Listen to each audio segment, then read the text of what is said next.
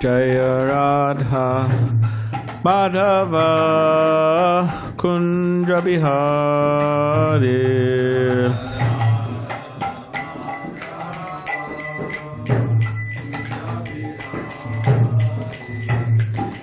Gopijana Vallabha Girivara Tari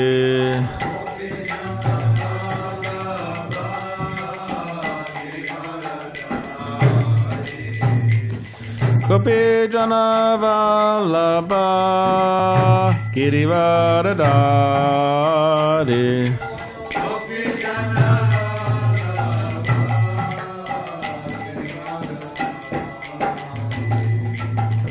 Yashodanandana Brajajana Ranjana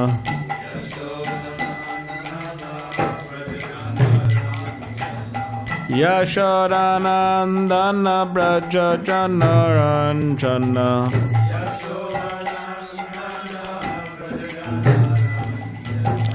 Yamuna Tira Vanachari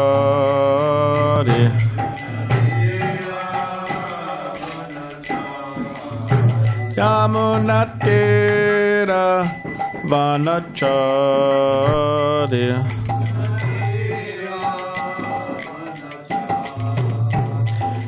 Jaya Radha Madhava Kunja Bihari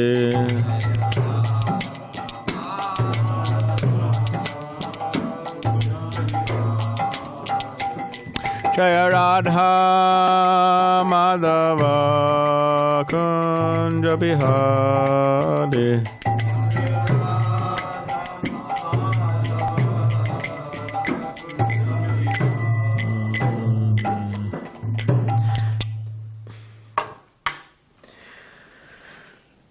Vishpad Paramahamsa Parivrajacharya Ashtotarashita Shri Srimad Divine Grace A.C. Bhaktivedanta Swami Prabhupada Ki Jai Grantaraj Srimad Bhagavatam Ki Jai. All glories to the assembled devotees. All glories to the assembled devotees. All glories to the assembled devotees. All glories to Sri Guru and Sri Guru. Om Namo Bhagavate Vasudevaya. Om Namo Bhagavate Vasudevaya. Om Namo Bhagavate Vasudevaya. Sixth Canto, Prescribed Duties for Mankind, Chapter 19, the Pumsavana Ritualistic Ceremony. Text 14, if everybody could please repeat after me. Yata Yuvam Trilokasya Vadadao Parameshtinao Tata Ma Uttamashloka Santu Satya Mahashishaha Yata Yuvam Trilokasya Vadada Parameshtinao Tata Ma Uttamashloka Santu Satya Mahashishaha Yata Yuvam Tilokasya Vadada Parameshtinao Tatama Uttamashloka Santu Satya Mahashishaha Santu Yata Yuvam Tilokasya Vadada Parameshtinao Tamas Uttamashloka Santu Satya Mahashishaha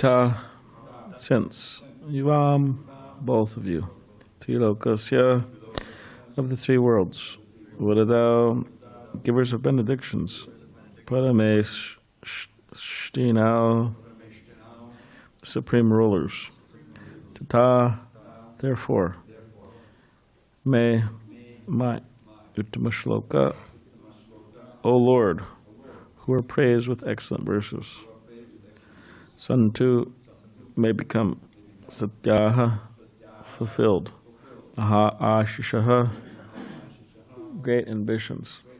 Translation and commentary by His Divine Grace, A.C. Bhaktivedanta Swami Prabhupada.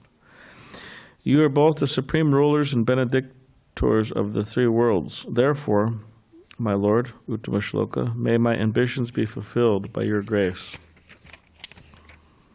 Okay, we'll read on.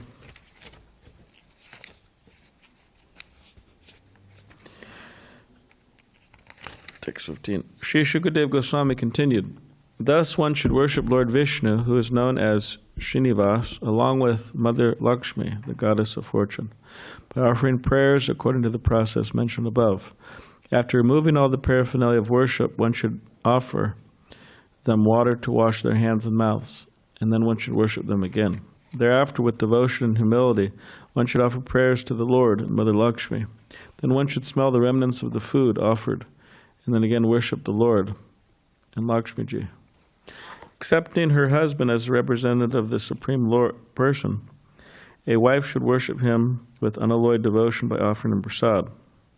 The husband, being very pleased with his wife, should engage himself in the affairs of his family.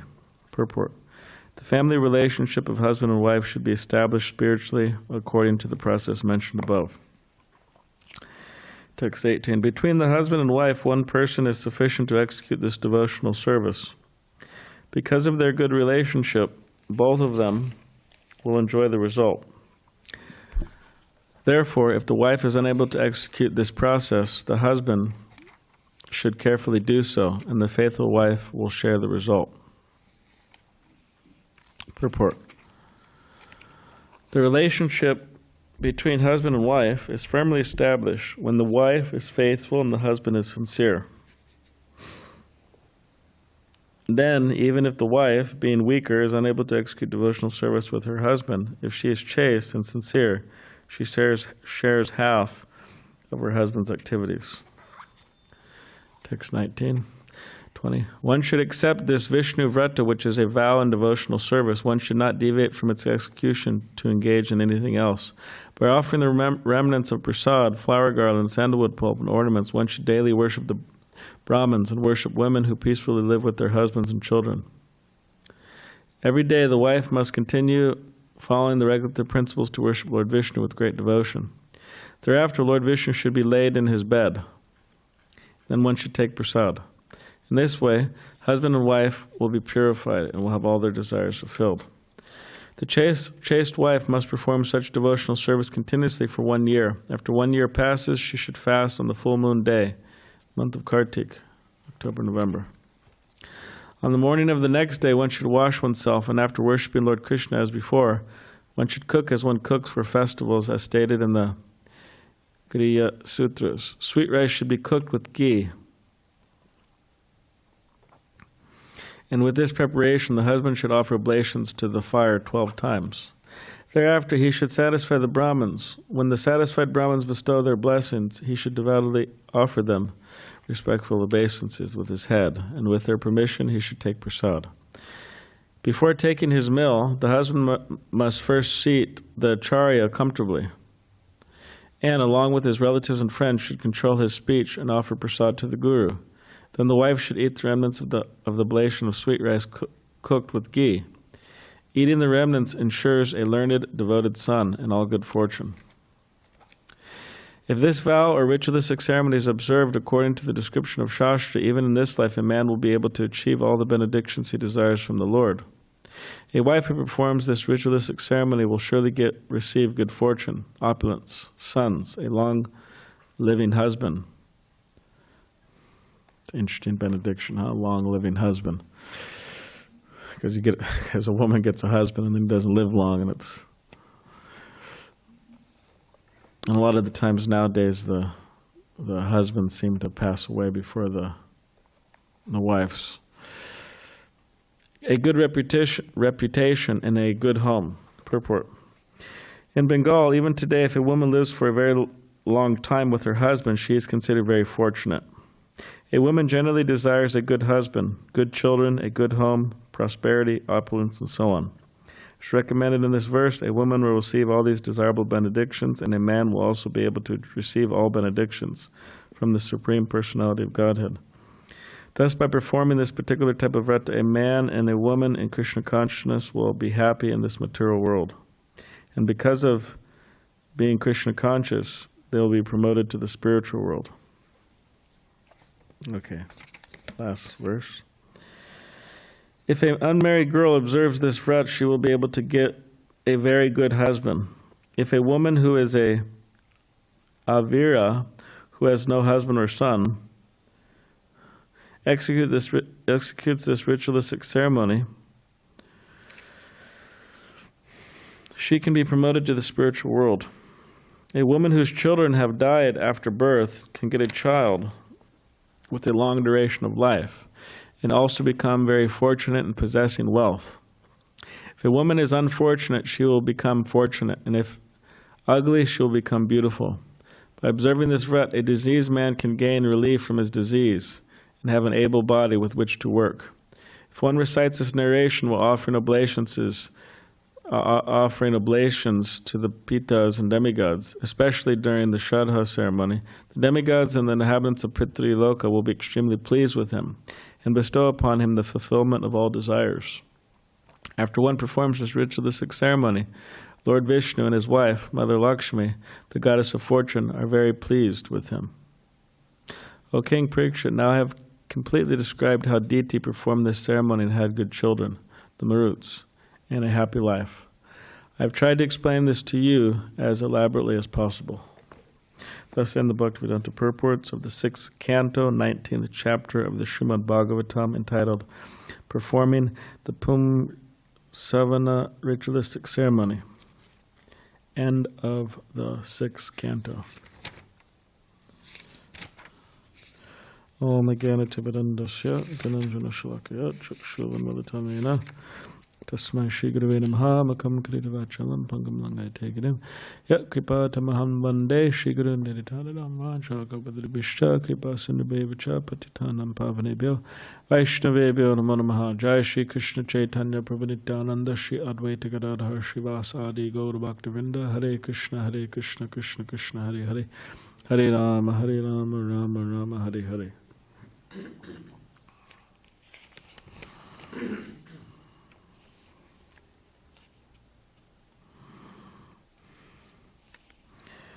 So, we've just reached the end of this particular chapter, chapter 19 of the 6th canto, which ends the 6th canto. So tomorrow we'll be entering the 7th canto. So very auspicious. 7th canto is a canto that is, the verses within that canto deals with Prahlad Maharaj, Hiranyakashipu, the whole pastime. There, quite a few chapters in that canto, dealing with that particular pastime, and within that, those teachings of Prahlad Maharaj and that whole pastime, Srila Prabhupada would quote those verses quite a lot in his preaching throughout the world, and so it's a very blissful canto and blissful chapters coming up.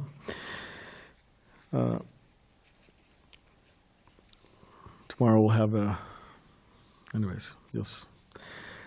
So here, at the end of this particular chapter, it's describing the different, practically, results or benefits of following this particular vow, or this, ceremony.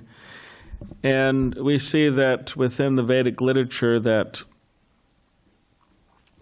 many times there's these elaborate ceremonies, rituals described, and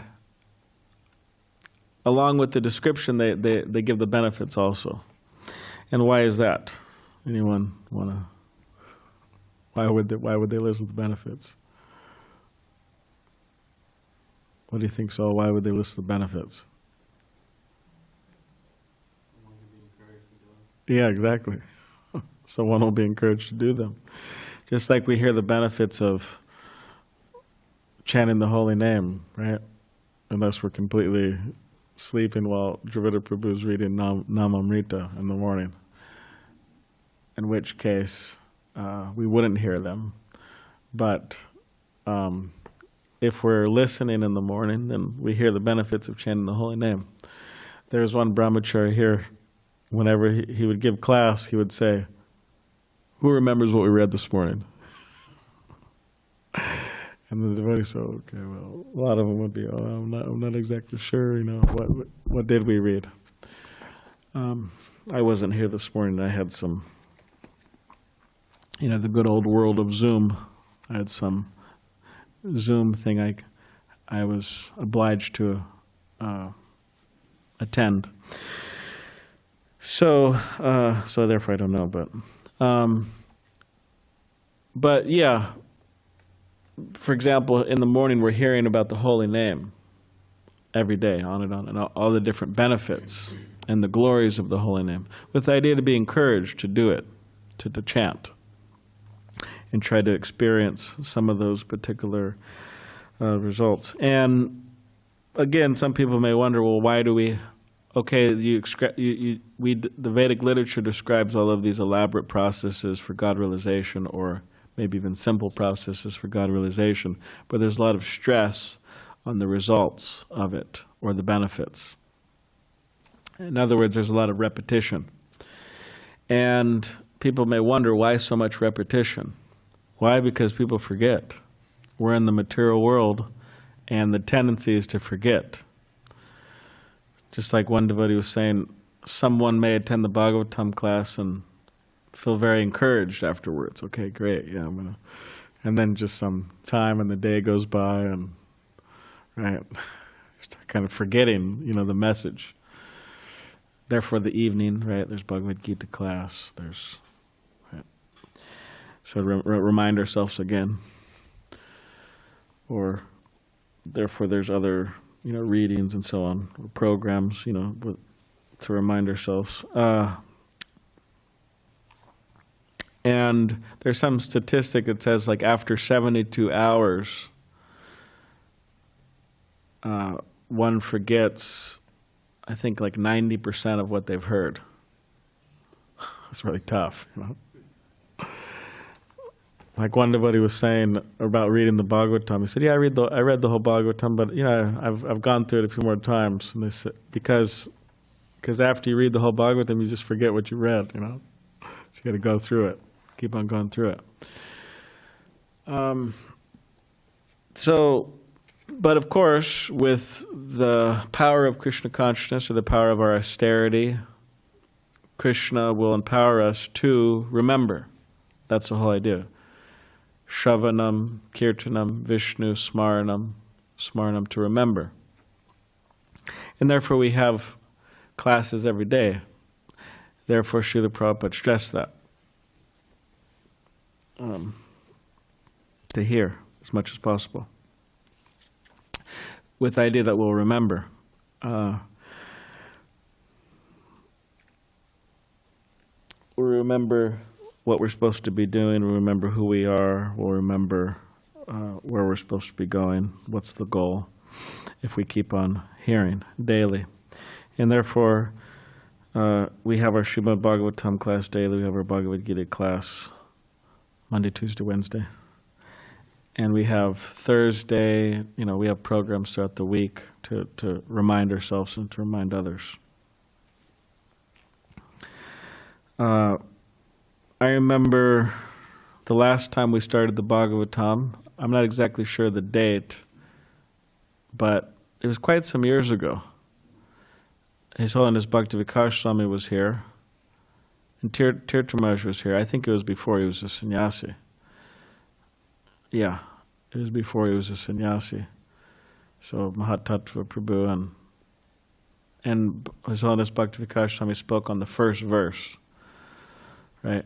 Om Namo Bhagavate Vasudevaya Janmadyasya Yataha Atonvara. Yeah, so he spoke on this particular verse. I'm not sure exactly when that was. Again, that was, I don't know, what was it, like maybe 10 years ago?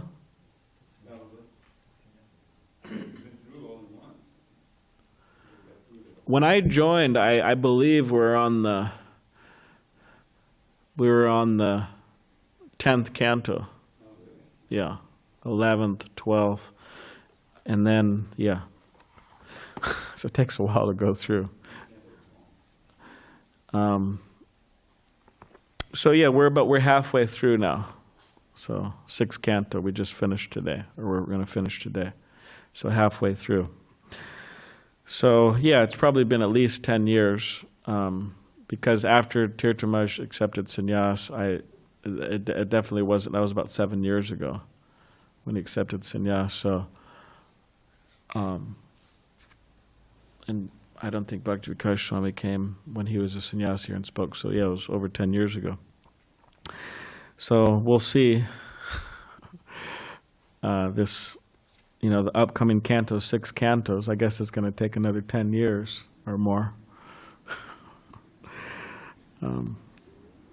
But here it's giving some results or some benefits of following this, and some more instructions also. Accepting her husband as a representative of the Supreme Person, a wife should worship him with unalloyed devotion by offering him prasad.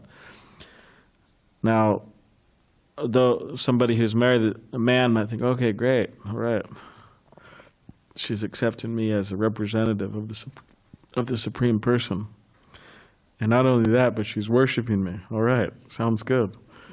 And not only that, with unalloyed devotion, but not after that, she's offering me prasad. All right, sounds good, right?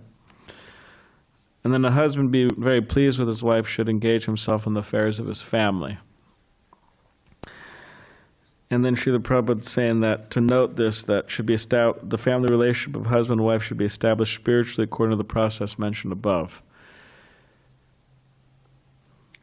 So within the Bhagavatam here and in other places, 3rd canto, for example, there's a lot of instructions for those who are married, how to have a successful marriage. Sometimes people, they want to go to all these modern counseling or this or that or so many different things to get advice. But the Bhagavatam's full of advice, actually, in this regard. Although it's traditional and therefore may be unpleasant or uncomfortable or a little stinging to somebody's conception of how a woman should be or how a man should be, right? But the instructions are there. Srila Prabhupada really goes into it, actually. So those of you who are married, I don't think anybody, well, yeah, one. I think only one here. Saul's married to, he's raising his hand.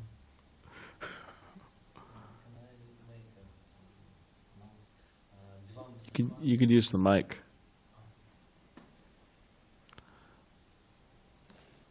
Your Chandra is going to give a comment. Devamrita Swami Maharaj, he gave some, how to say, instruction maybe, that when in Srimad Bhagavatam we see instruction for married, it's like a relationship with wife and husband, and also we can how to say, project this on relationships, guru and disciple. And so this is very important, not needed to, for example, for brahmachari is kept this. Because of this is the same we can use in our relationship, guru and guru. Disciple, yes. Yeah, nice. Thank you. Yeah, because, most of us, most people in this room aren't married. Right, so that's it. He raised his hand, so I don't know. I think he's just joking around. But then there's some people online, maybe. I think, anyways, maybe they're married. Yeah, Ramampati's married. But he knows all this, so he doesn't. How long have you been married? 12, 13 years, okay. Yeah, so those who are married, I guess online, and they could, instead of looking at all these, looking outside of Krishna consciousness for all the answers, they could just study Srila Prabhupada's books, look at Srila Prabhupada's books. He gives many instructions. And as Virachandra was saying, that just as there are instructions how to have a successful relationship amongst husband and wife, some of the principles within those instructions can be applied in a brahmachari's life, means serving the guru. Very humble, right? Just like here, you could say, accepting the guru as the representative of the Supreme Person, which he is, one should worship him with unalloyed devotion, right? So they're saying that the wife should worship the husband like that. But related to a brahmachari, as Virachandra Prabhu was making the point, a brahmachari should see the guru as a representative of the Supreme Person, which he is, and should worship him with unalloyed devotion and offer him prasad. And the husband, the guru, being very pleased with his disciple, what will he do? Bless him. So.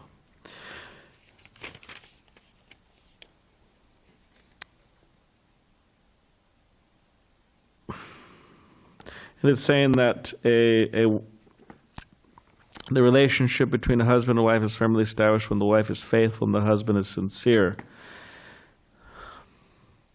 So if the wife is not faithful and the husband's insincere, they're in trouble, right? So, therefore, the whole principle of Vedic civilization or cultured life is that there's not matchmaking on the basis of lust, which is born from the mode of passion, but there's marriage on the basis of what? On the basis of dharma, or on the basis of astrology. There's some, there's truth to astrology. It's established on that basis, and it's not that the man is thinking, "Oh, she's so beautiful," and for example, and the woman's thinking, "Oh, well, yeah." Dravida Prabhu says he's so rich, or vice versa. Like I think Dharma Setu was given the class yesterday that there was some woman who married a man who was much younger than him. She was quite advanced in age, and they both knew why they were marrying each other. Yeah, he was famous politically, and she was rich. So it's just. So yeah, it's not on that basis, but it's on the basis of matching up astrologically speaking, and so on, different criteria. Yeah. And ultimately, yeah, as Srila Prabhupada was saying, these are very important qualities, that a woman is faithful, means faithful to her husband, which is challenging actually. It could be challenging these days for a man to be faithful to his wife and a wife to be faithful to her husband. It's actually scary. It's one of the reasons you can stay brahmachari. Some people say you're just trying to avoid. Well, maybe to a degree, right? Avoid and then positively engage in Krishna consciousness. But what's scary about it nowadays is that with the advent of modern technology, it has, with the advancement of modern technology, advent and advancement, if you want to call it that, if you want to call it advent, and if you want to call it advancement, we don't know. But it has really created a difficult situation for family structure, because a man could search for any woman that's better than his wife. better means physically more attractive or whatever, online, social media. And similarly, a woman could search for a man, vice versa, they could search. And not just search, but communicate and just the whole thing. So it could become very challenging. They think, oh well, he's more intelligent or more wealthy, or she's more beautiful or more intelligent, whatever it is. There's always so therefore, of course, you could say, oh well, this doesn't really apply to devotees. Of course, it shouldn't. It shouldn't apply to devotees. They should be faithful and sincere, and they should be satisfied in Krishna consciousness. And then it won't. But under the modes of passion and ignorance, anything could apply to devotees. It's not that this just applies to karmis. So therefore, there's great stress on being sincere and faithful and satisfied in Krishna consciousness and developing higher taste, which is the success of all ashrams, actually. What type of sannyasi is a sannyasi who doesn't have much taste? Not much of a sannyasi. In one sense, what type of on and on and on. In other words, the success of one's ashram lies in one developing that taste, as Krishna says in the Bhagavad Gita. What does he say? Vishaya vinivartante nirahasya deha raso varjam rasopyasya param drishtva nanavartate. So the higher taste. Then one will be satisfied and not, look. So yeah, sincere and faithful. And these are quite brief instructions, but within Srila Prabhupada's books, there's quite a lot more.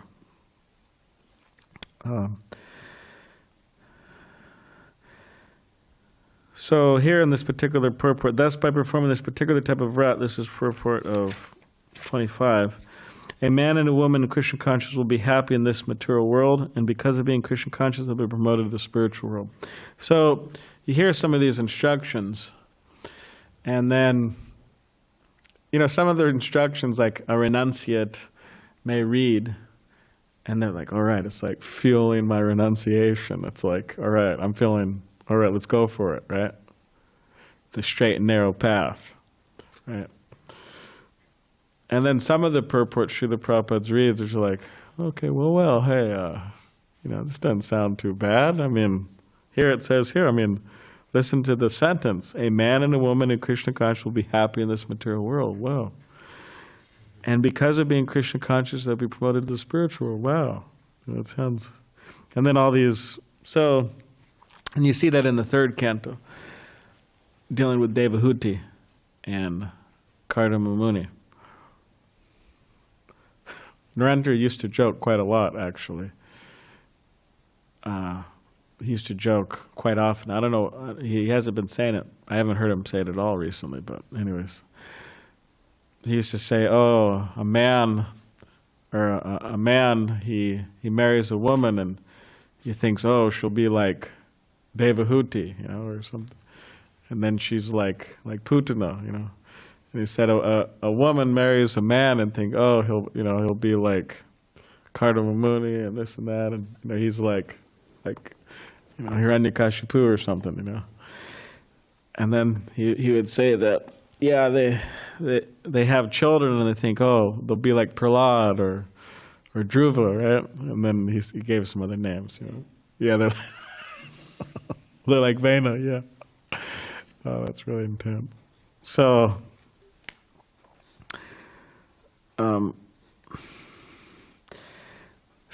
within the third canto, it goes back and forth. You read the purports, and someone may read the purports, and it's like fueling renunciation, and then, like the fire of renunciation for them. And then sometimes they read the purports, like, oh well, it seems very positive, encouraging, and the other way. So, of course, Srila Prabhupada did encourage the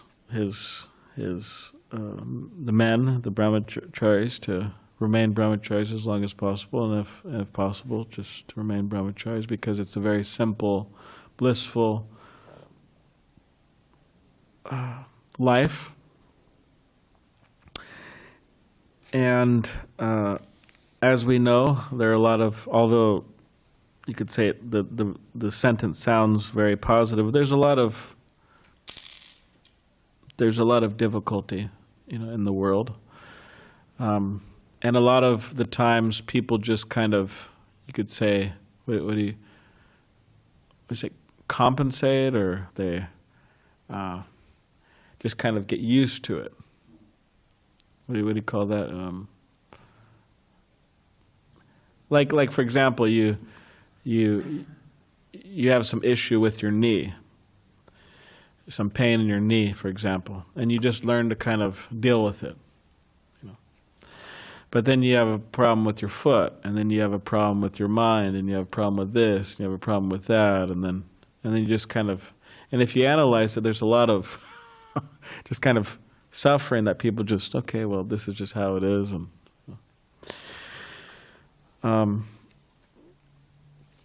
but definitely, Srila Prabhupada does mention this, that one can be happy, and yes, if they are Krishna conscious, they can be happy. Like in the third canto, it says that the devotees, they don't suffer like ordinary people do. But we shouldn't hearing these statements, specifically brahmacharis or renunciates, hearing these statements, we shouldn't have any hallucinations about it. Means the purports that seem to be kind of, oh wow, doesn't seem so bad after all, but we shouldn't have hallucinations about it. Means there is struggle, there is difficulty, and it is a risk. It is a bit of a gamble, entering such situations. Now, if understanding the risks and the difficulties and not hallucinating about it, if someone still wants to enter, okay, fine. As they say, like in swimming, at your own risk, right? Like if in the ocean or something, there's this at your own risk, in swimming pools, at your own risk. It means it's a legal thing, like, hey, there's no one around, at your own risk. If there's some difficulty, you have some problems, you're the one who jumped in. So if after understanding logically the full situation of the matter, if one wants to still move in that direction and not be under some type of hallucination, then yes, at your own risk, fine. But they shouldn't do it in the mode of passion. That's really bad. And also they should try to put a lot of time into the other type of lifestyle. And again, as Srila Prabhupada said, if one could avoid it altogether, good. So there's a few thoughts about these verses and purports, and we end the 6th canto, so tomorrow we'll start the 7th canto, Thursday. Does anybody have any question? I have a comment. Or comments? Yes. Just a quick comment. Prabhu. I always, you were talking about, the tendency to forget. Yes. Chanting, repeating, and then forgetting. And that's why we're here. In other words, we willfully forgot Krishna. And we're reenacting that fall every time when we forget and recover. So I remembered something when I first read the 7th canto and that famous verse, Shravanam Kirtanam Vishnu Smaranam. And I think it's the longest purport in the Bhagavatam, because it goes on for 22 pages. And he quotes from Bhaktisiddhanta Saraswati Thakur, and I'm just going to read this little sentence here. So he's going through the, Shravanam Kirtanam Vishnu. So he starts, the word Shravana refers to giving oral receptions in the holy name, description in the Lord's form, qualities, entourage, pastime, as explained in Bhagavatam, Bhagavad Gita, and similar books. After orally, that's through the ear, receiving such messages, one should memorize these vibrations and repeat them. And that's kirtanam. That's not smaranam. Smaranam means trying to understand more and more about the Supreme Lord like that. So what that brought to mind when I reread that is that that is kind of the antidote to forgetting. is not Yes. just hearing, but Yes. memorizing and sharing, Yes. you know. And that brought to mind one of the reasons Prabhupada introduced these Bhakti Shastri and so forth, because then it's like a test, you know. I don't want to be a fool, so I'll work on memorizing and get the answers right, you know. And it's you get a higher taste that way. So that is something that I cultivated over the years. You memorize, you share, you have others who memorize. You used to have little cards, you know, and no one had any electronics, and you'd have the cards, index cards. And it's a great way of associating, you know, with others. You share verses that you have, you know, 'cause then you have a certain repertoire together, and you can remind each other. So that's an important part of sadhu sangha. Is to, because you force your mind to remember, and then that's one of the reasons that our whole books are all poetry, because it's easier to remember a poem than it is prose. Yeah. And so it's also everything is, you know, poetry, and it adds to the taste. Yeah. So I highly recommend it. Jai, thank you for that comment. Yeah, that's also the value of, and just also, yeah, in relation to what you said, that's also the value of giving class, for example. That's why Srila Prabhupada really encouraged brahmacharis to preach as much as possible. It means book distribution, you're out there talking about Krishna. At least you can be, right? Prahladananda Swami has he had a very unique way of distributing books. He would go up to people at the airport and he would just be very direct with them. This is about, you know, God and God realization and your long lost relationship with, you know, the Supreme Person out of Godhead, and how you could reconnect. And it was like really direct. People were like, yeah, sure, I'll take a book. Like, yes, he's a good memorizer of. So. But yeah, Prabhupada really encouraged the devotees to preach, because if you analyze it while giving class, you're like really forced to focus on what you're saying, and it's all about Krishna consciousness, you know. So in that way, it's you can't forget at that time. Or just like leading kirtan.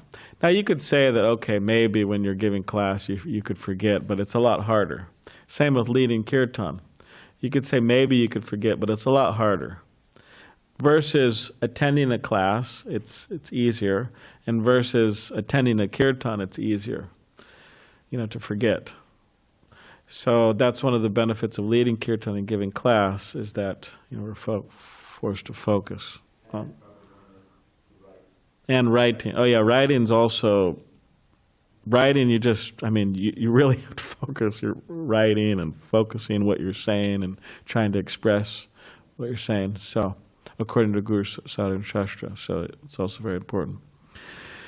It seems that the Bhakti Godhead, they keep on publishing in their magazines, are you interested in writing? Are you interested in writing? Are you interested in writing? It seems that they want writers.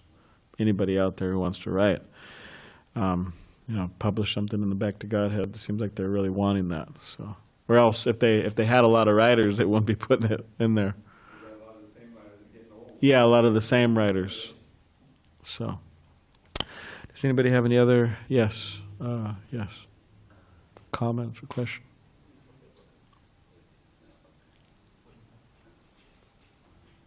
What does it say about hanging out with divorced women? Does that affect the spirit at all, or? Interesting. Well,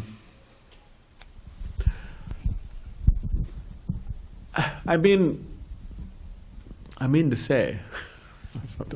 Don't hold back. Just say it. Yeah. Huh? Don't hold back. Just say it. Yeah. I'm just trying to think about.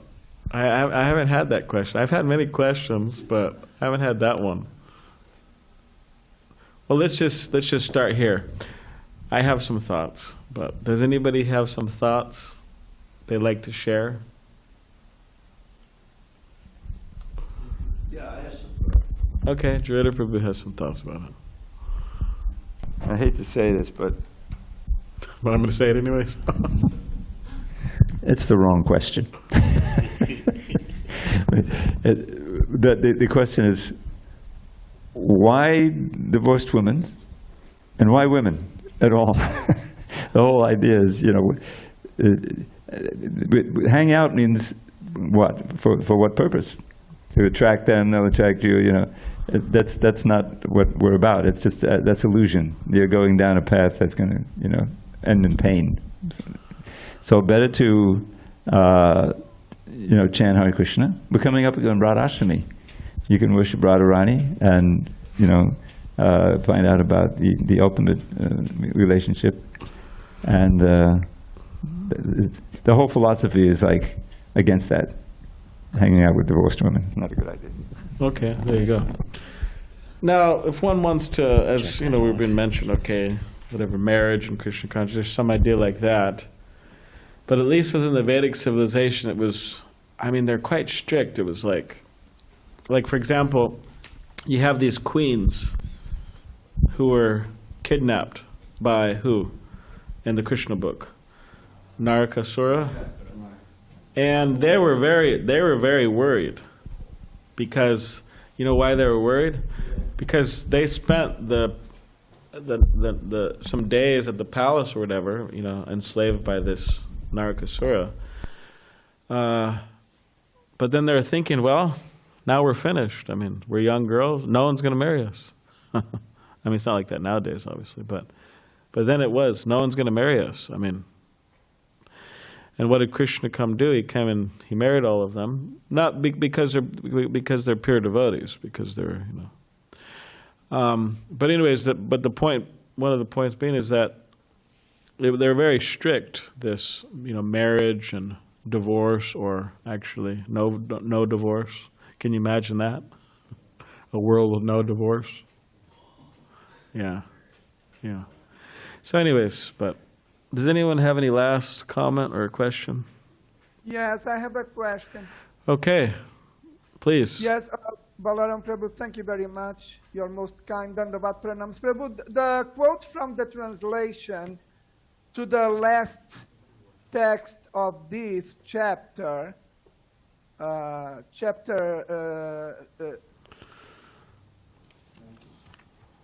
chapter 16, no? What? 19. No. Chapter 19. Tomorrow you said you will begin the seventh canto. Yes. No?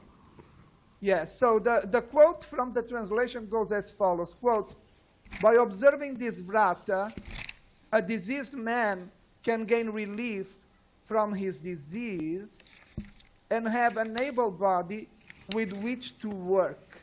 So based on this quote, my question is, why is it that the process of Krishna consciousness is constituted by so many vratas? In other words, what is the after effect of the observance of vratas in the life of the candidate, of the practitioner? Is it that without the observance of vratas, of vows, nothing could be there being accomplished? Yes, that's true. Just like in the beginning of creation, right? There was tapa 3 times, right? Austerity. So Lord Brahma performed this austerity by which he had the power to do his service. So yeah, whatever one wants to do within this world, there has to be austerity, there has to be some sacrifice in order to do it properly and successfully. So yeah, the Vedic literature is encouraging us to perform different austerities, different vratas for the purpose of spiritual advancement. And as we're discussing, it lists all the different results or the different benefits. So that is the price to be paid? Yes, that's the price. Yes. You got to perform austerities. And also there's another price, right? Tatta laulium, the greed. We have to have the greed for Krishna consciousness. I mean, somehow or other, we have to attain it. It means in other words, we're going to do whatever we can within our power to attain it, to attain the goal. That's what greed. Just like for the examples given, and we'll end with this, that if somebody really likes gulab jamuns, for example, I don't know if anybody here likes gulab jamuns, but okay. So they're like this Indian donut, sugar syrup. So if somebody really wants them and they're really greedy for them, they're going to do whatever it takes to get them. So they're going to go, if they're walking by a shop in Vrindavan, so if they're going to beg, oh, please let me have some of those, right? Or they're going to say borrow, okay, I'll pay you back eventually. Or steal, or whatever it is, whatever it takes. Of course, we shouldn't do that, but the point is they're going to do whatever it takes to attain that. And if they don't have greed, they think, okay, well, I see the Galojans, but I could keep on walking by. That means they don't really have greed. It means they're not so interested, they don't really like it so much. They don't understand the value of Galojans. Now, but if somebody does, then okay, I'm going to somehow or other, So with Krishna consciousness, greed, that's the price also. So according to... Yes, Prabhu. Thank you very much. Okay. All right. Grantaraj Srimad Bhagavatam Ki Jai.